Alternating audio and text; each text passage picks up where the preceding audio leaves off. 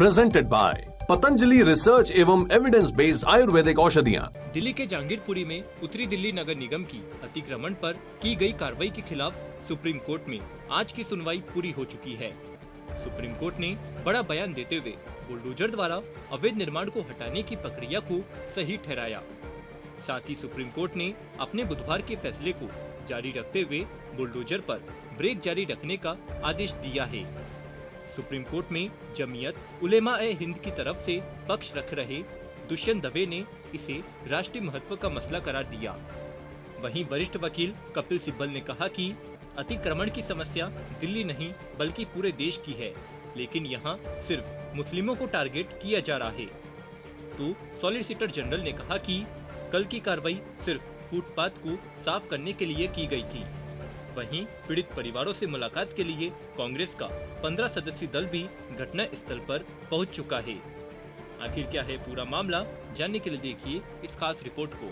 ये है talks news network और आप देख रहे हैं पॉलिटॉक्स, राजनीति का कच्चा चिट्ठा। आपको बता दें, हनुमान जयंती के बाद दिल्ली के जहांगीरपुरी में हिंसा के बाद उठा विवाद थमने का नाम नहीं ले रहा है।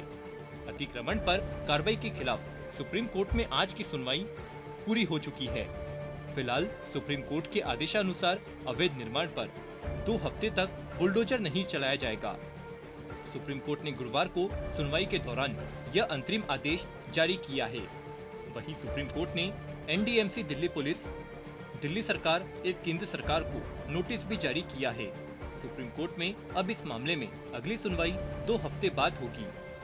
गुरुवार को सुप्रीम कोर्ट में जमीयत उलेमा-ए-हिंद की तरफ से पक्ष रख रहे वकील दुष्यंत दवे ने कहा कि यह एक राष्ट्रीय मामला है और उत्तरी दिल्ली नगर निगम ने सिर्फ एक समुदाय विशेष को ही निशाना बनाया है। दुष्यंत दवे ने कहा कि पहले कभी भी इस तरह की कार्रवाई नहीं हुई। दवे ने आगे कहा कि ये देश संविधान और कानून के शासन से चलता है। यहाँ 30 साल से ज्यादा पुरानी दुकानें हैं।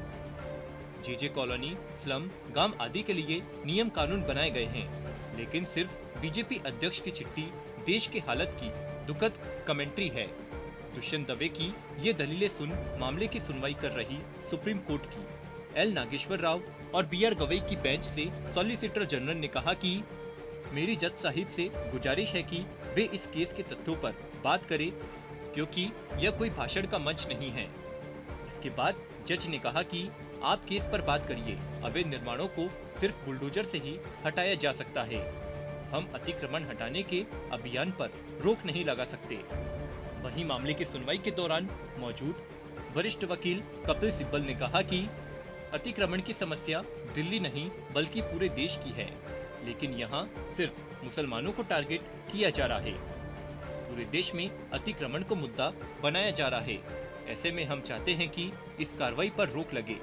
इस तरह की कार्रवाई से पहले नोटिस जारी करना चाहिए कि आप अतिक्रमण हटा ले या हम हटाएंगे। सुप्रीम कोर्ट में आज की सुनवाई पूरी हो चुकी है। साथ ही सुप्रीम कोर्ट ने अपने कल के आदेश यथावत जारी रखने के निर्देश दिए हैं। वहीं इस मामले में सियासत भी गर्मा गई है।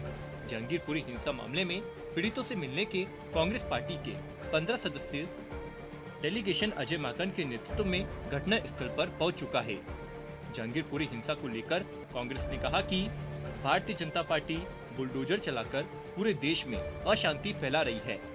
हमें तो ये समझ नहीं आता कि इस मामले में एक तरफा कार्रवाई क्यों हो रही है। बिना किसी नोटिस, बिना किसी पूर्व सूचना के आप किस तरफ ऐसी कार्रवाई कर सकते हैं।